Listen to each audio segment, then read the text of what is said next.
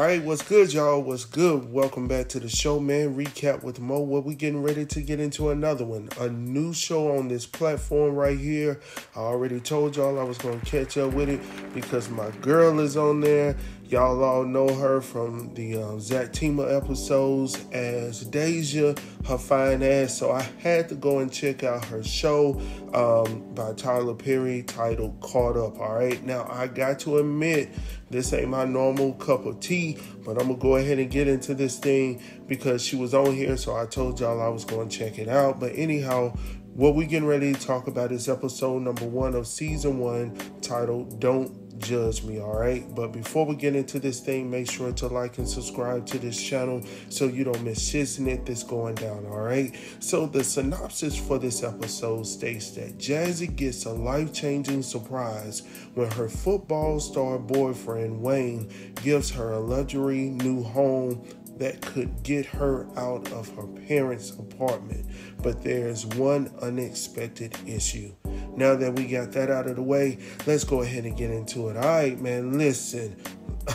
I'm telling y'all, man, now this show is a little bit different for me because it has the comedy, and I did not know that my girl was going to play 2 roles. From what we can tell thus far, she's playing 2 roles. She plays herself as Jazzy, as well as a girl that's incarcerated right now by the name of Tony, all right? So let's go ahead and kick this thing off. So we start the scene off at this crib, this brand new crib, nice ass crib, and we see her walking in with her boyfriend, whomever he is at this time. We really don't know, but obviously we are assuming that it is her boyfriend, all right? So he walks her into this crib blindfolded. So she's like, hold on, what's going on? Where are you taking me? He was like, look, do you trust me? She's like, yeah, whoop, whoop, whoop. So he finally takes the blindfold off, and when he does, she's super excited about this new crib. He's like, it's yours. And she was like, hold on, wait a minute. I know you just didn't buy me this. So she's going around the kitchen, running around, checking the countertop, saying it's marble, things like that. So she's super excited. So, of course, I was like, okay, everything is good. Old boy doing his thing for his girl. So, anyhow, she was like, ooh, I'm going to give you some loving tonight. You know how it is, fellas, when you do that thing that your girl, your wife, whatever you want to call her, when y'all get them super excited and they they ready and willing, man. So anyhow, she was like, okay. So anyhow, while they're in the midst of this whole great situation going on right now, he receives a phone call and he says, what's good, babe? So I'm like, what in the hell? Like, okay, is this your girl or is this not your girl? Because she was like, okay, so look, there is actually a situation that's going down right now. So now she's in storytelling mode. And I was like, okay, this is a little bit different. So he gets on the phone. He's talking to, obviously, somebody who is his significant other because he's whispering, but he's not hiding it. So I'm like, how in the hell did we get to this point? So she sort of is like, okay, let me explain the situation. So anyhow, he leaves because he got to, because old girl is telling him that his son obviously had another bad diaper rash. So he's having to run out to go get the ointment for that. And while he's doing that, Jazzy is actually sending him a text that says, thanks for giving me a ride home. And then he says, you are home. He was like, call the car. So I was like, hold on, wait a minute. If she's at home, why in the hell she need to call a car for? No, she ain't at home yet because you just bought it for her. So anyhow, she's pissed off about that. So anyhow, she goes back to her apartment. Obviously, she calls somebody to go take her where she needed to go, which is go back to her parents' crib. So when she gets to her parents' crib, obviously, they have an accent. So I haven't been able to pick it out yet. So I don't want to assume what they are, what they claim to be. But anyhow, you see her father and her mother, they sitting up there looking at this televangelist on television and whatnot.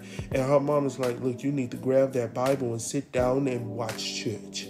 And she was like, no, I'm good, I'm done. She said, no, you need to sit down. You need to purify yourself and repent.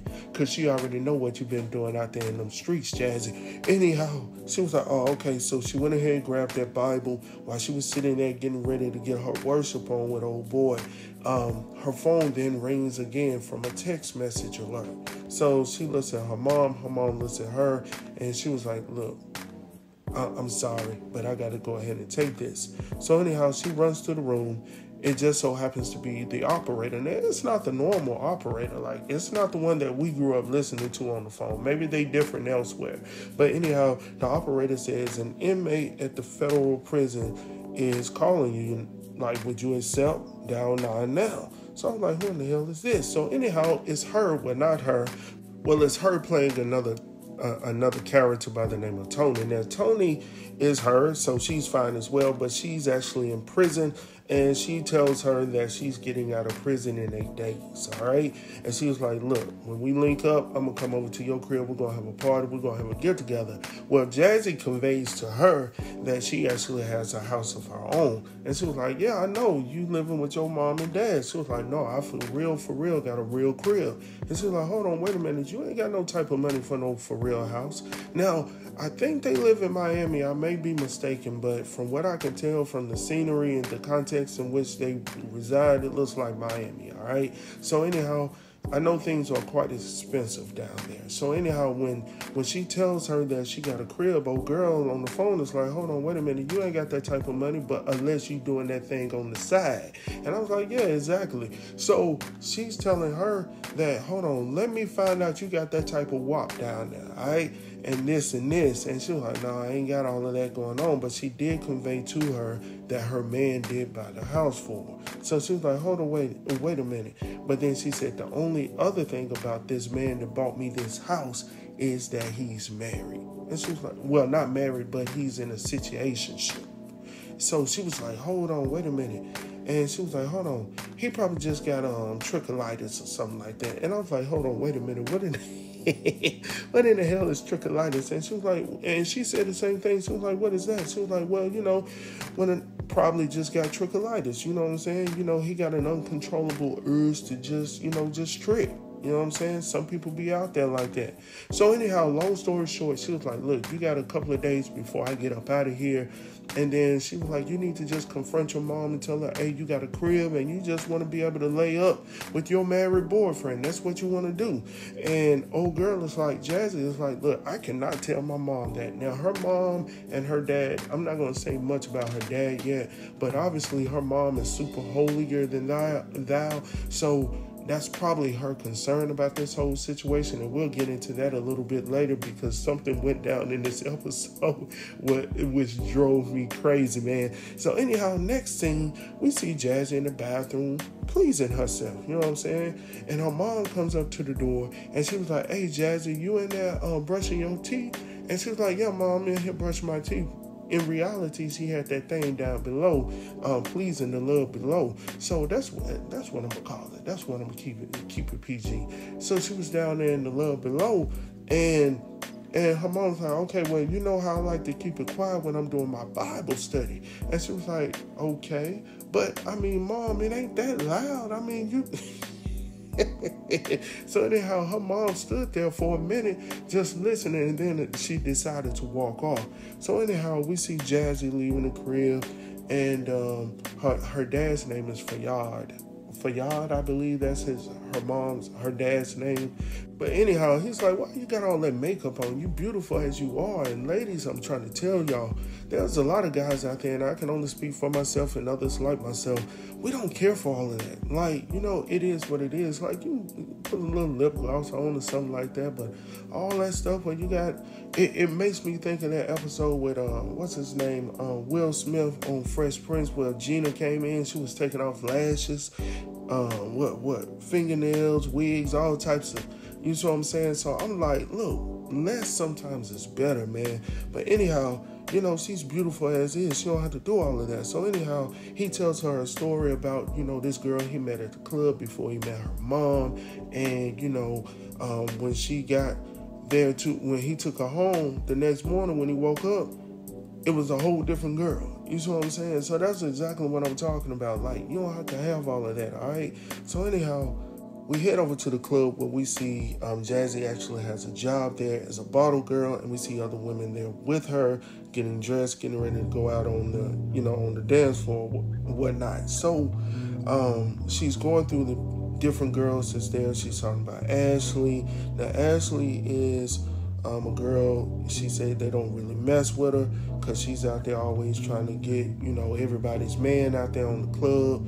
And, she willing to do anything, all right? So anyhow, we see her friend who, I believe her name is Brenda. Yeah, Brenda is helping old girl right here get herself together. And she talked about how Brenda grew up with all brothers, and she knows the game. She knows how to defend herself or whatnot. So anyhow, Jazzy and Brenda, they get into this little back and forth, talking about, hey, I'm trying to save my money. Brenda's like, look, everybody ain't got it like you where they're able to stack their dough and live with their mom and their dad and, live like that. And Jazzy is feeling some type of way. She was like, as a matter of fact, I just bought a crib. And they was like, hell no. Like, when the hell you get money for a crib? You ain't got no money like that. So obviously this is the going thing about Jazzy. Like, we know you've been saving money, but you ain't got enough money to buy your ass no crib.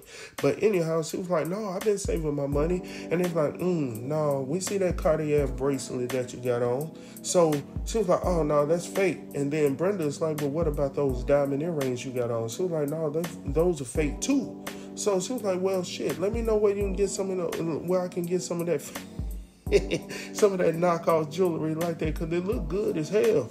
And I was like, yeah, obviously, because it's real. So anyhow, she goes in the backstory a little bit about the dude that she's dating, all right?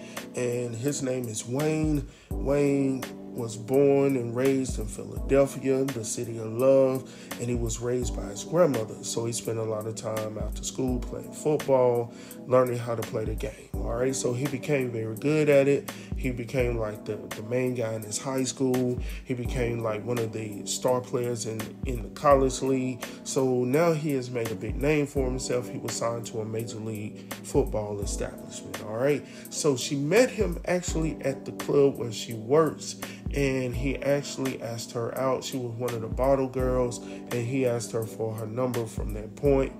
And they've been, they pretty much been together ever since. So anyhow, she was like, this was the most traumatic, the most exciting part of my life.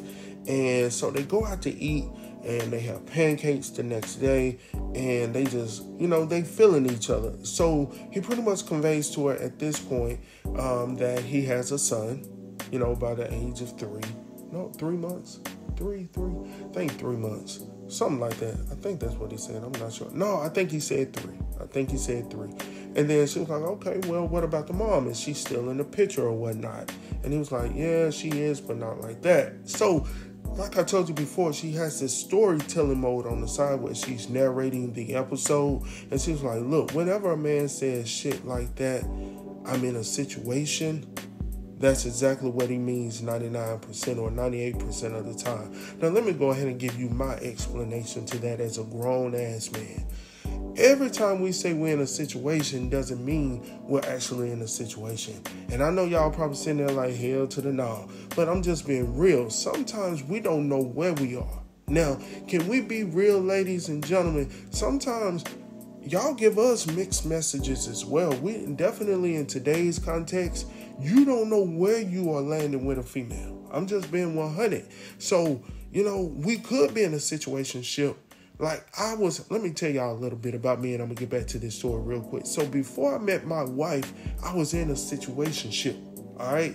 And that's exactly what it was. I was actually in a situationship where, I was dealing with this girl, but I wasn't dealing with this girl. We were off and on. So it was a situationship until I got something better because, I was just out there. I was single. I was ready to mingle. Now, when I met my now wife, it was different because I met somebody that I could see myself with in the future. My situationship before then, I didn't know where we were going. But when I met my now wife, I was like, okay, I can foresee myself going, day in and day out with this girl here. So enough about me. Let's get back to this thing here. So she was like, look, I hope I'm not getting too personal or whatnot. He was like, no, we just not really seeing eye to eye right now ever since the son, ever since the child came, since Wesley is the child's name. He was like, ever since Wesley has changed, she's pretty much changed. And that happens all, a little bit here and there because now it's just not you and her. You got this child in between, and that can take a lot of time from her as well as from you. So anyhow, some men don't deal with it the same, all right? So he was like, look, I need to just be first place and whatnot. So anyhow, she's looking at him. You can tell she's falling for him day one. She got that look in her eye like, I want to jump your bones and shit. And I was like, hell yeah, Jazzy, Deja, whatever you want to call yourself, I see it. So anyhow, he was like, look, you got a boyfriend, you got a man in your life? She's like, no, I'm actually single. I ain't got nobody in my life. Well, he was like, just like that, you got a man right here, though. You got a boyfriend. And she's like, what? He was like, yeah, you definitely got a boyfriend. So anyhow, from there, they go to the bathroom and they make it do what it do, but she holds off. She was like, hold on now, I can't do this. He was like, cool. Yeah, you good. No, we don't need to do it. As a matter of fact, I need you to allow. Yeah, I'm good with that. Yeah, I'm good. And then he was like, yeah, allow me to work for that. I was like, okay.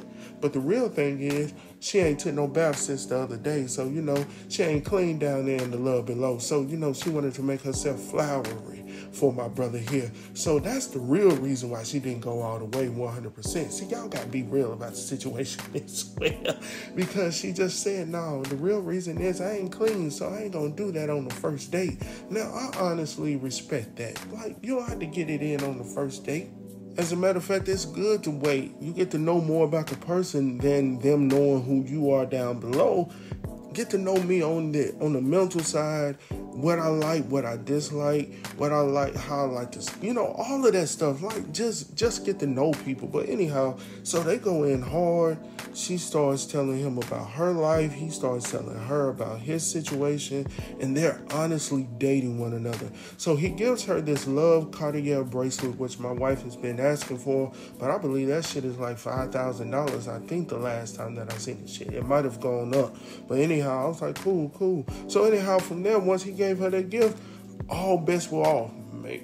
She was in that car doing that thing. So I was like, oh, hell no. Come on, Jazzy. So the next day in the morning, she gets a knock on the door wherever they are staying, and she receives a bouquet of flowers. She's loving it, and she says that they were in love. So anyhow, she gets back to the crib, to her parents' apartment, and when she gets there, her mom has made, whipped up the pancakes, the bacon, the eggs, the biscuits, and her dad is complaining about his job, all the years he done put in. She's like, look, for y'all, you need to go sit down and eat so you can have the energy to go to work or whatnot, because you can't work if you dead. So anyhow, he's reading the paper for South Beach, and old girl Jazzy comes in, and she was like, good, I'm hungry. Yes, she sits down and eats. She looks to her right where she sees the front of the newspaper, and on the front of the newspaper you see Wayne and Whitney are tying the knot, and she said yes. And she says, what the F? This is a family channel. I can't say that. But she says, what the F? And her mom, I wish I could show it right here. But her mom went in on that ass right here. And she's... and she says, I'm sorry, mommy. I'm sorry, daddy. And she runs up out of there because she did not know that, he was in a situationship such as this. So when she leaves, her father says, what the hell? And her mom is like, see, that's where she got it from. He was like, what? Who is this? Who is this Wayne Thompson? Who the F is Wayne Thompson? So anyhow, she goes to the bathroom. She's crying her eyes out because she cannot believe that the man of her life is actually engaged to another woman. So anyhow, while she's in the bathroom, she receives a text message from Wayne talking about, we need to talk.